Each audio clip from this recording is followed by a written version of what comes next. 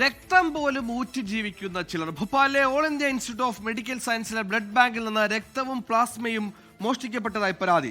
സംഭവത്തിൽ ഔട്ട്സോഴ്സ് ജീവനക്കാരനെതിരെ case register ചെയ്തതായി പോലീസ് അറിയിച്ചു. ഔട്ട്സോഴ്സ് ജീവനക്കാരനെ അങ്കിതനായി തിരച്ചിൽ തുടരുകയാണ്. ഇയാൾ മറ്റൊരാൾക്ക് ബ്ലഡ് ബാങ്കിലെ രക്തം കൈമാറുന്ന CCTV ദൃശ്യങ്ങൾ അന്വേഷണ സംഘത്തിന് ലഭിച്ചിരുന്നു.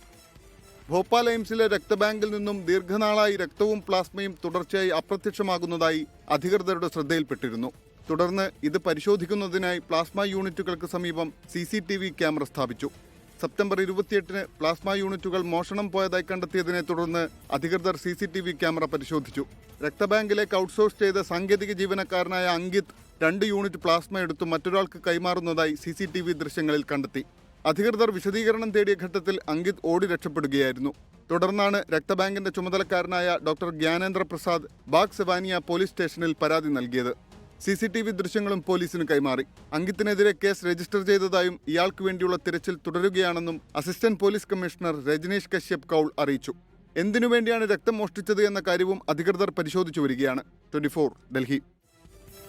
ലോകത്തെവിടെയായാലും ഏത് സമയത്തും 24 വാർത്തകളും ഓഗ്മെന്റഡ് റിയാലിറ്റി പാക്കേജുകളും എക്സ്പ്ലെയിനറുകളും വിശദമായി കാണാൻ ഞങ്ങളുടെ YouTube ചാനൽ നിങ്ങൾക്ക് സബ്സ്ക്രൈബ് ചെയ്യാം.